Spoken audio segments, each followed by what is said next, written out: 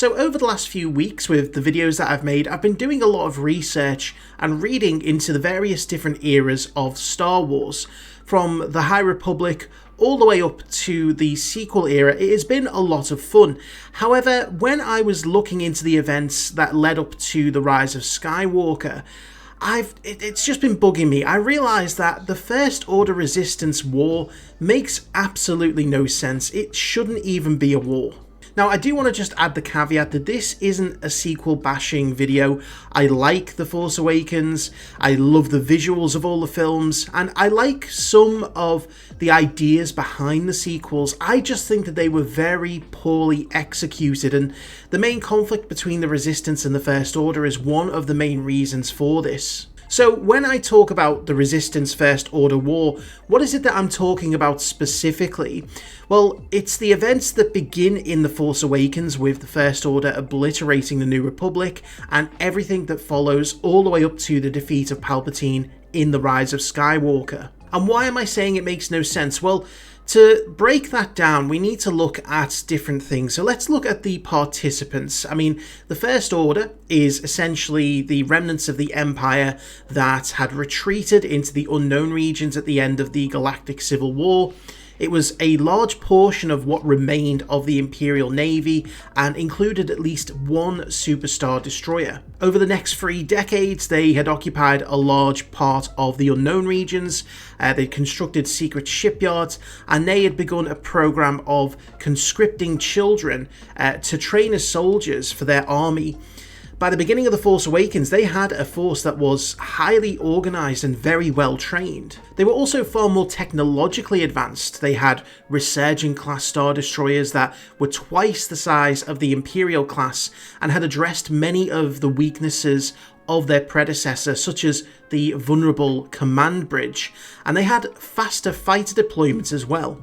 Each destroyer was equipped with over 1,500 turbo lasers and had over 75,000 crew members, in addition to a legion of 8,000 stormtroopers. These machines were literally built for war, and they weren't even the largest or most powerful ships in the First Order Navy. There was the Mandator IV class dreadnoughts and the Mega class Star Destroyer Supremacy that was over 60 kilometers wide. That, when you think about that, that is half the diameter of the first Death Star. It is enormous. Now, this force was built in secret, and as described in the Bloodlines novel, it was largely thanks to the shady forces within the New Republic itself, alongside a crime syndicate called the Amaxine Warriors. They'd used companies like Sinar James Fleet Systems and Kua and Trella Engineering to build their fleets. Both of those companies, they might sound familiar, and that's because they were built from older entities that had, again, built large parts of the Imperial Navy, hence the similarities in design between the Empire and the First Order. They also had Starkiller Base, which was a super weapon built on the planet Ilum. It was essentially the First Order's bigger, badder version of the Death Star. This would be the source of the first strike in the war, and it was considered the largest of the First Order bases. Now, let's take a look at the Resistance, the other side of the war. I think that there was a lot of confusion at the beginning on the difference between the Resistance, the New Republic, and the Rebellion, certainly in the early part of the sequel era.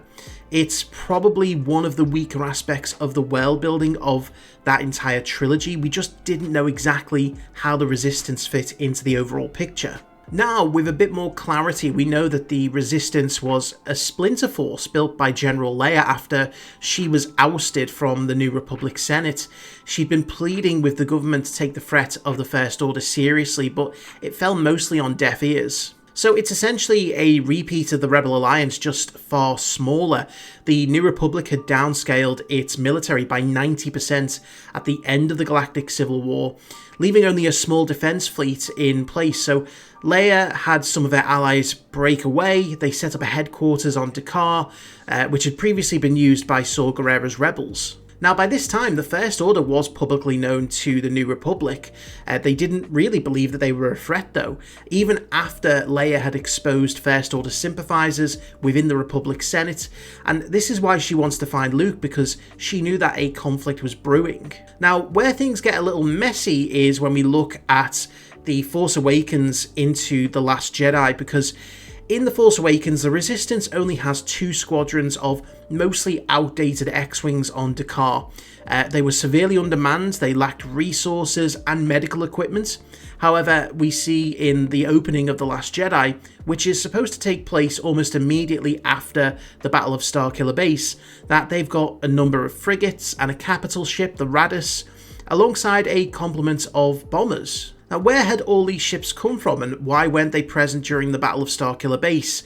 It's not really been explained, and all we really know is that the Radis was acquired by the Resistance after it was decommissioned by the New Republic Navy. But what they do make clear in the film is that the force that escapes from Dakar is the entirety of the Resistance. Admiral Holdo states specifically that the 400 of them is all that remain. Now, on the flip side, we don't have exact numbers for how many Star Destroyers the First Order had, or bases that they had. I've actually got a copy of The Force Awakens visual dictionary here. It sits in the back, you've probably seen it on the book stand. And I want to just delve into the chapter that gives us a bit more information on the size of the First Order fleet. I really need to invest in a bookmark. Okay, so I'm here on the First Order Finalizer crew page. I'm going to read the section about the First Order fleet. This is verbatim from the book itself, and I quote, "Though too small to rival the navy of the Galactic Empire at its height, the First Order fleet is nonetheless a formidable concentration of spaceborne destructive power. The New Republic, with what First Order admirals mock as typical short-sightedness, was so thorough in its galactic disarmament that the First Order's secret fleet of Star Destroyers now stands almost unchallenged." So that makes it clear that it wasn't as large as the Empire, but it is certainly large enough to occupy huge swathes of the galaxy.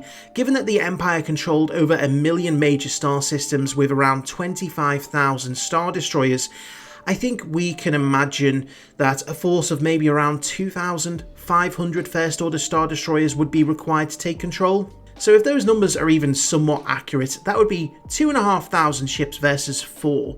I know that the Resistance had a few more allies out there, like the Colossus, and some worlds did offer them aid, but let's be realistic, those numbers are absolutely absurd. This wouldn't have been a war, it would have been over in a matter of days if the full resources of the First Order had been dedicated to hunting the Resistance down. There is no galaxy-wide devastation, there's no battles being fought outside of those that are depicted in the films. The First Order has literally walked in and taken over, without a fight, 99.9% of the area that they've invaded. That's not a war, it's capitulation, and it serves to undermine the entire story of the trilogy. Now, by the end of The Last Jedi, even with the Supremacy crippled, Snoke being dead, the First Order is still supremely strong. The Resistance escapes, but there's literally only about 20 of them on the Falcon, and apparently the rest of the galaxy isn't interested in helping them out. It's clear that in order to rise up again, they're going to need years to rebuild. Now, don't get me wrong, I get these are films, they don't operate with normal logic, but there's limits to what's believable. But in the space of just a year, we look at the start of Rise of Skywalker, and the Resistance has seemingly recovered. They've got more ships, they've got more people, and even though they're still really small, the First Order has seemingly consolidated power and are in firm control, and that's not even mentioning what's to come with the Sith Eternal Fleet. Now compare that with the Empire, it took them 30 years to rebuild into the First Order, even with a large amount of ships and troops that were left after the Battle of Jakku, but the Resistance are just able to conjure up ships and troops and avoid detection in just 1 year. It's as absurd as Palpatine being able to build an entire fleet of planet-killing Star Destroyers all on his own. And this is what I mean by poor execution. The original trilogy took the idea of a heroic underdog and made it work, but the sequels, they tried to rehash it to a bigger degree.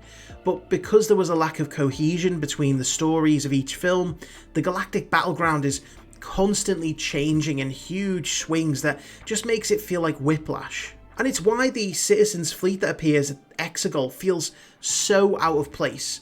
All of a sudden, there's 19,000 ships that's been rounded up in the space of just 16 hours, when a year ago, no one was seemingly able to fight back against the First Order. And then suddenly the galaxy is able to rise up and defeat the First Order, which was still actually really strong. They still had a large number of ships, they still occupied large amounts of the galaxy.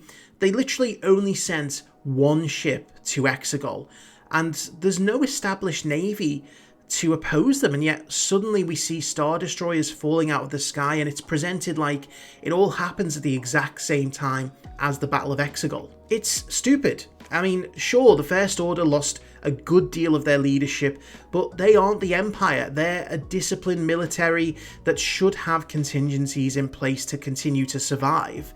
It's just a ham-fisted way of trying to prove that hope will always win without any of the heart that's required to make it feel meaningful. So that's why I say this wasn't a war. It should never have been a war. It was poorly executed, poorly thought out. It was a galactic takeover that was ended by a handful of main characters and a whole bunch of Deus Ex Machina.